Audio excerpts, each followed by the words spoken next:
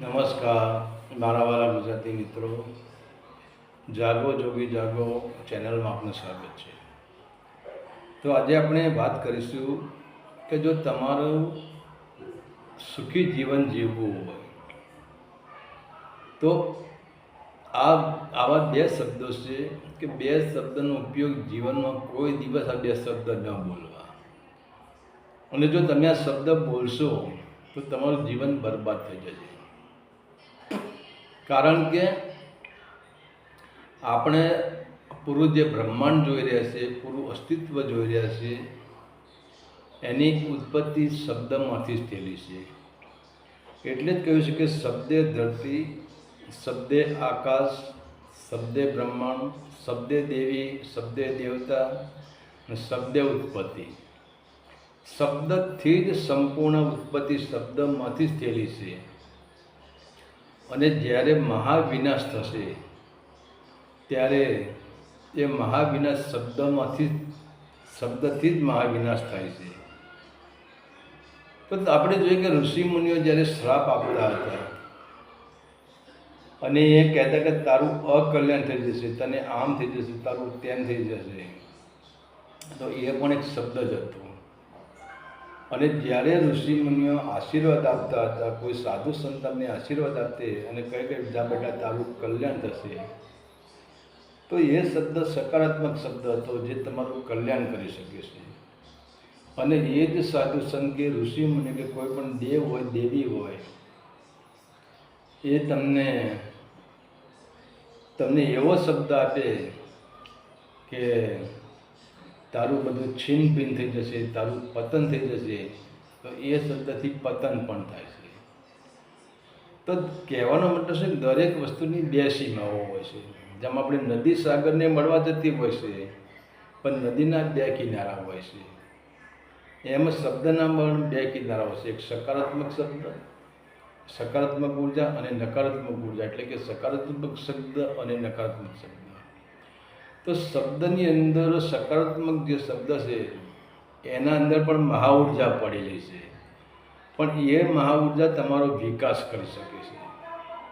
અને જે નકારાત્મક શબ્દ છે એના અંદર પણ મહાઉર્જા પડેલી છે. બંને શબ્દો મહાઉર્જાવાળા જ છે, પરંતુ જે શબ્દની અંદર નકારાત્મક ઉર્જા ભરેલી છે, નકારાત્મક શક્તિ ભરેલી છે, એ શબ્દ તમારું પતન કરી શકે છે. અને કહેવાનો મતલબ દરેકની અંદર શબ્દનો અંક, શબ્દની શક્તિ દરેકના અંદર કામ કરી રહી છે. કે આપણું જે શરીર છે ને, શરીર સ્વયં શબ્દથી ચાલી રહ્યું છે. અને શબ્દ જ આપણો જીવનનો આધાર શબ્દ છે, શબ્દથી જ ચાલે છે. તો એક શબ્દની શક્તિ દરેકના અંદર કામ કરે છે. અને શબ્દો તમારી સૂઈ ગયેલી શક્તિને જગાડે છે. પણ હવે કયા પ્રકારના શબ્દો તમારી સૂઈ ગયેલી શક્તિને જગાડે છે અને કયા શબ્દો તમારી શક્તિને સુવડાવે છે? તમે માનો કે હવે શબ્દ દરેક પ્રકારનો જાણો. આપણે માને કે જ્યારે યુદ્ધ થતા હતા અને યુદ્ધ ટાઈમે ગુંગીઓ ઢોલ વાગતો હતો, તે ઢોલની જે દાંડી પીટતા હતા એ શબ્દો, ઢોલમાં પણ શબ્દ જ પડેલા છે. એ ઢોલના શબ્દો જેના કાને પડે ને એને સુરાતન ચડી જતું હતું. અને બીજા નંબરે તમે વિચાર કરો કે તમે બે મિત્ર છે અને બે મિત્ર વચ્ચે ઝઘડો થઈ ગયો, અને ત્રીજો કોઈ એવો ત્રાહિત માણસ આવીને તમને કહે યાર તું તો કાય જ નીકળ્યો યાર, પાડી દે ને પાડી દે ને પાડી દે, તું તો આમ છે ને, તું તો આવો છે ને, તું તો તેવો છે ને, તો એ શબ્દો તમારા કાનમાં જાય અને એ શબ્દો તમારા અંદર પછી તમારી ઉર્જાને પ્રબળ કરે. અને ત્યારે પછી એનું પરિણામ તમારા હાથ ઉપર આવે કે પહેલાંય તમને શબ્દ આલ્યા, તું આમ કરી નાખ, તું તેમ કરી નાખ, આને પાડી દે, આને મારી દે, તું તો કાયર નથી ને, તું તો સુરવીરનો દીકરો છે ને, તું તો ભળનો દીકરો છે ને, આ તમને ચડામણી કરી. એ શબ્દો, ચડામણીના શબ્દો તમારા અંદર આવ્યા તો તમારો જ્વાળામુખી, તમારો ક્રોધનો જ્વાળામુખી ફાટી ગયો, તમારો અહંકાર વધી ગયો, તો એ શબ્દે તમારું પતન કરાવ્યું. અને તમે જુઓ, જ્યારે તમારા તમારે કોઈની સાથે ઝઘડો થઈ જાય અને ત્યારે તમે કહે ભાઈ મને માફ કરી દે યાર, મારી ભૂલ થઈ ગઈ, તો વિચાર કરો એ ઝઘડો નહીં થાય પણ ત્યાંથી સમાધાન થઈ જશે, ત્યાંથી ઝઘડો પતી જશે, પેલો પણ ઠંડો પડી જશે અને તમારો પણ બચાવ થઈ જશે. તો આ એ શબ્દ છે અને પેલો શબ્દ છે. તો કહેવાનો મતલબ શબ્દની અંદર મહાન શક્તિ પડેલી છે, શબ્દમાં મહાન તાકાત પડેલી છે અને શબ્દ તમારી આખી દુનિયા બનાવી શકે છે અને શબ્દ તમારી બનાવેલી દુનિયાને બરબાદ પણ કરી શકે છે. પરંતુ આપણે તો શબ્દને જાણતા નથી, આપણે ગમે ત્યારે ગમે તે શબ્દ બોલી જઈએ છીએ. તો પહેલાં જો તમારે આગળ જ પ્રગતિ કરવી હોય, તમારે હાઈ લેવલના સ્ટેજે તમારા શિખરો સર કરવા હોય, તમારે હિમાલયની યાત્રા સુધી પહોંચવું હોય, તો પહેલાં તમારા શબ્દો પર કંટ્રોલ રાખો. તો ભક્તિ માર્ગનું પહેલું પગથિયું જ હશે અને ભક્તિ માર્ગનું પહેલું પગથિયું તમે જુઓ, પહેલું આ લોકો આપણે જ્ઞાનની વાતો કરે છે, સત્સંગ કરે છે, આ બધા પહેલાં પગથિયા નથી. પહેલું પગથિયું તમારું શબ્દથી શરૂ થાય છે. ભક્તિ માર્ગમાં શ્રી ગણેશાય નમઃ પહેલું પગથિયું તમને શબ્દનું જ મળે છે, પણ કહેવાનું આ રીત તમને કોઈ સમજાવવા તૈયાર જ નથી. કારણ કે આજે ધંધાદારી ગુરુઓ થઈ ગયા છે અને સાચું શું છે એ તમારાથી છુપાવી દીધું છે અને એ જ તમને કહે છે તમે પુણ્ય કરો, તમે દાન કરો, તમે આમ કરો, તમે તેમ કરો, તમારી પ્રગતિ થઈ જશે, તમને મોક્ષ મળી જશે, તમારું કલ્યાણ થઈ જશે, તમને સ્વર્ગ મળી જશે. પણ તમારા અંદર તમારા શબ્દો જ નેગેટિવ પડ્યા હોય, તમારા શબ્દો જ નકારાત્મક ઉર્જાથી પડ્યા હોય, તો તમે લાખ કોશિશ કરો, તમે અજબો રૂપિયાનું દાન કરો, પણ તમારી ઉર્જા જ ડાઉન હોય, તમારી ચેતના જ મલિન થઈ ગયેલી હોય, તો તમે કાચબો કોઈ દિવસ આકાશમાં ઉડી શકતો નથી. તો તમે કાચબા જેવા થઈ જવાના છો.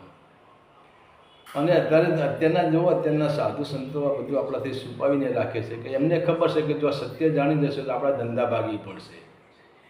તો આપણને કોઈ સાચું સમજાવતા નથી. તો ભક્તિ લાઈનનો પહેલો જ માર્ગ, પહેલું જ પગથિયું તમારે શબ્દને જાણવો પડે અને શબ્દની ઉર્જાને જાણવી પડે કે આપણી પાસે સકારાત્મક શબ્દ છે કે આપણી પાસે નકારાત્મક શબ્દ છે. જો તમારી પાસે સકારાત્મક શબ્દ હશે તો તમારા અવચેતન મન, એ જેમ આપણે જોઈએ છે કે એક માણસ પતંગ ચગાવતો હોય અને એને થોડી હવા મળે તો એની પતંગ દોરીને ખેંચે છે. દોરી છોડવાની જરૂર નથી, પતંગમાં શક્તિ આવી જાય, હવાના કારણે પતંગમાં શક્તિ આવી જશે, પતંગ પોતે દોરીને ખેંચી દેવાની. અને પતંગ કહે છે કે મને દોરી આલો, પતંગ દોરીની માગણી કરશે, પતંગ આકાશમાં ઉડે છે. એવી જ રીતે તમારી અંદર જો સકારાત્મક શક્તિ ભળી હોય, સકારાત્મક શબ્દ હોય, સકારાત્મક ઉર્જા હોય, તો તમારા અવચેતન મનરૂપી પતંગ એ આકાશની ઊંચાઈએ આંબી જાય છે. પરંતુ જો તમારા શબ્દો જ નકારાત્મક ઉર્જાથી ભરેલા હોય અને બીજા નંબરે પ્રકૃતિને નકારાત્મક ઉર્જા બિલકુલ પસંદ નથી, જોઈ લો. ઘણા બધા તમને બધું સમજાવતા હશે પણ સત્ય સમજાવવાવાળા જગતમાં બહુ ઓછા જ છે. ઘણા વિડીયો બનતા હશે પણ સત્ય સમજાવવાવાળા જબલ જ કોઈ હોય છે. પ્રકૃતિને સકારાત્મક ઉર્જા બિલકુલ પસંદ નથી, કારણ કે પ્રકૃતિ નકારાત્મક ઉર્જાથી નથી બની, એ સકારાત્મક ઉર્જાથી બની છે. એટલે પ્રકૃતિના અંદર કલ્યાણ જ છે, પ્રકૃતિના અંદર ઊંચાઈ જ છે. એ કોઈ નીચે પ્રકૃતિનો એના ગુણ, એના સંસ્કારો નીચેની તરફ વહેતા નથી. પ્રકૃતિના સંસ્કારો ઉપરની તરફ વહે છે, પ્રગતિ તરફ વહે છે. અને એટલે જુઓ આજે કેટલો વિકાસ થઈ ગયો છે. તો પ્રકૃતિની રચના આપણે જુઓ કે વિકાસ કરતી જ રહી છે. તો પ્રકૃતિનો ગુણધર્મ છે કે દિવસે દિવસે પ્રગતિ કરવી, ઉપર ચડતું જવું. પણ તમે જો એ જ પ્રકૃતિને, તમારું જે અવચેતન મન છે એ પ્રકૃતિ સાથે જોડાયેલું છે, એ બ્રહ્માંડ સાથે જોડાયેલું છે, અને તમારે જો અવચેતન મનને તમે નકારાત્મક ઉર્જા આપી દો, એટલે કે નીચી કક્ષાની ઉર્જા આપી દો, તો એ જ તમારું અવચેતન મન તમને પ્રગતિ કરવા દેતું નથી પણ તમને બરબાદ કરીને મૂકી દેશે. કારણ કે તમારી જે શબ્દોથી જ મન ભાગી જાય છે. મન અવચેતન મન છે એ કાચબા જેવું ભારે થઈ જાય છે અને આકાશમાં ભલે ઉડેલું હોય, એક સમય તમે અજબોપતિ હોય, કરોડોપતિ હોય, તમારી સંપત્તિવાળા હોય, પણ જો તમારી અંદર નકારાત્મક વિચાર આવી ગયા, નકારાત્મક શબ્દો આવી ગયા, તો ધીરે ધીરે તમે ડાઉન થતા જવાના. અને કહેવાય છે કે શબ્દો તમારી દુનિયા પણ બનાવી શકે છે અને શબ્દ પણ તમારી જિંદગીને બરબાદ કરી શકે છે. કેમ કે શબ્દમાં એટલી બધી ઉર્જા ભરેલી છે, પણ એ ઉર્જાને આપણે જાણવી પડે. અને જાણવામાં આમાં તો કોઈ યંત્રની જરૂર નથી, તમારે પોતે જ નક્કી કરવાનું છે કે સકારાત્મક શબ્દ કયો અને પ્રકૃતિને કયો શબ્દ ગમે છે અને પ્રકૃતિને કયો શબ્દ ગમતો નથી. માનો કે તમે તમારો કોઈ મિત્ર આવ્યો, એને તમે પ્રેમથી કરો, પધારો ભાઈ, પધારો પધારો, તો એ તમારા પ્રત્યે રાજી થઈ જશે અને એના આધારમાં એમ થાય કે મને કેટલો બધો પ્રેમથી આવકાર આપ્યો. પણ તમે જેને તમારો મિત્ર તમારા ત્યાં આવીને તમે એની પછી મોઢું બગાડીને તમે વાતચીત કરો, એટલે ભાઈ તું અત્યારે ક્યાંથી આવ્યો, અત્યારે અમારે આમ ચાલે છે તેમ ચાલે, એટલે એ પોતે શું, એના અંદર નકારાત્મક ઉર્જા ઉત્પન્ન થવાની, તમારા મિત્રનો તમારા પર ભાવ તૂટી જવાનો અને 10 માણસને કહે છે કે હું આના ત્યાં ગયો હતો, મને આમ કર્યું તેમ કર્યું. તો કહેવાથી શબ્દથી જ બધી રચના થઈ રહી છે. તો કહેવાય છે કે આપણે આપણી અંદર, આપણી મનમાં જે ઉર્જા ભરી છે એ ઉર્જા બધી શબ્દથી જ ભરી છે અને તમે મનમાં જેવી ઉર્જા ભરો છો એવા તમે થઈ જાઓ છો.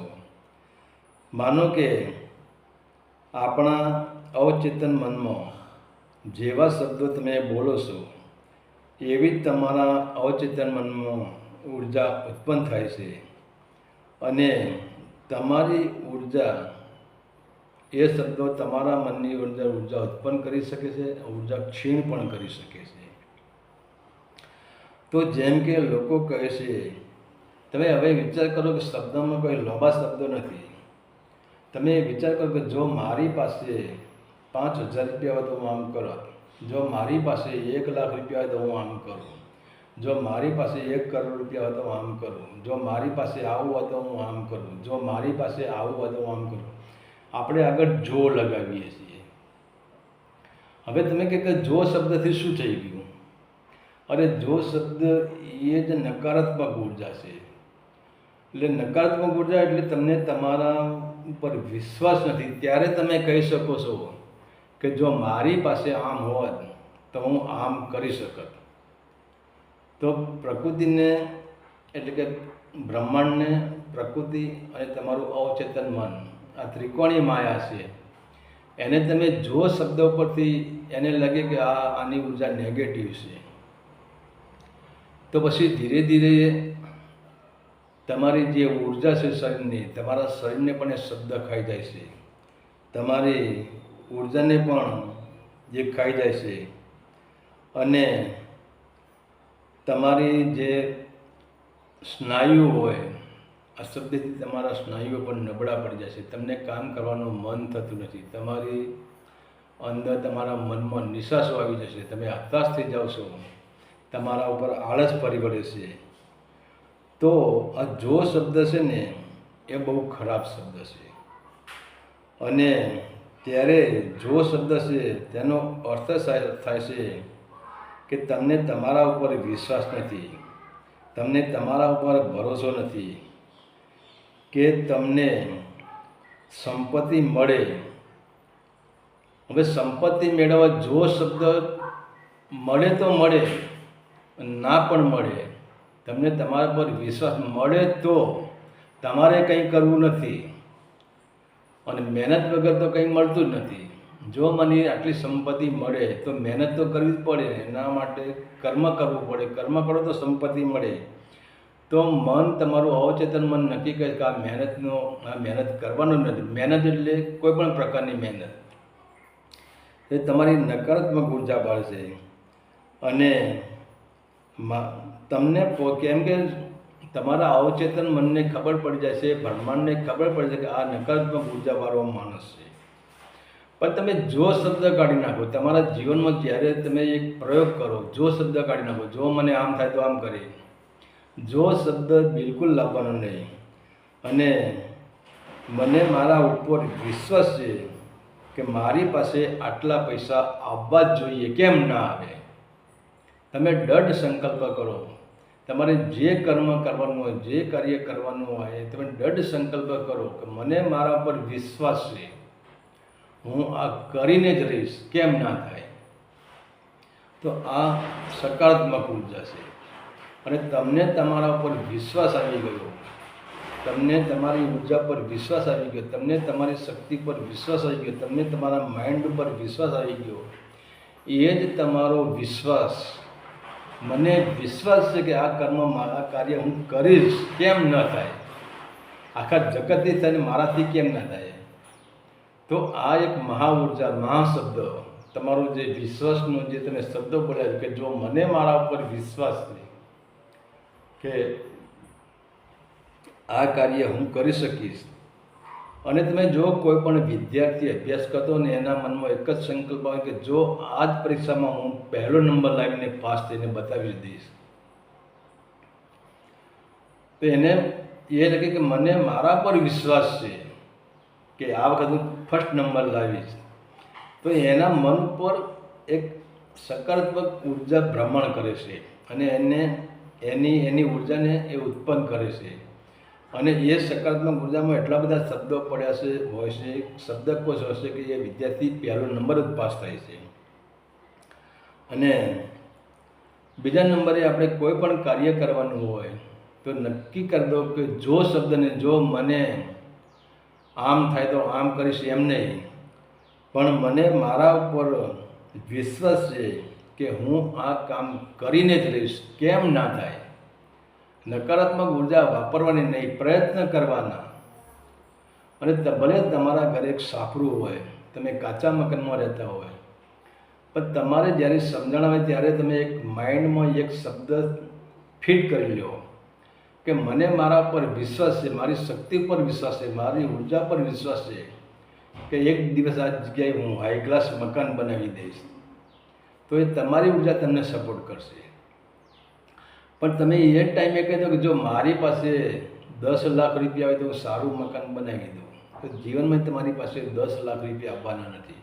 કે જો શબ્દ છે એ નેગેટિવ શબ્દ છે. અને મને મારા ઉપર વિશ્વાસ છે કે હું આ કરી શકીશ, એ સકારાત્મક ઉર્જા છે. અને એ ઉર્જા તમારા શરીરમાં જે ઉર્જા રહેશે એ ઉર્જાને ધક્કો મારે છે.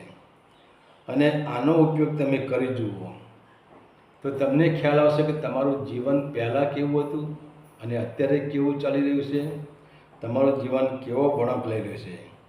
અને તમારા અવચેતન મનમાં સકારાત્મક ઉર્જા તમે ભરી રહ્યા છો. પછી જુઓ એનો જાદુ. આ જાદુને તમે 1 મહિનો તમે પ્રયોગ કરજો. 1 મહિનો તમે નક્કી વિચાર કરો, કોઈ દિવસ જો શબ્દ નહીં બોલવાનો, જો આમ થાય તો હું આમ કરીશ, એમ નહીં. મને મારા પર વિશ્વાસ છે કે આ કાર્ય હું કરી શકીશ.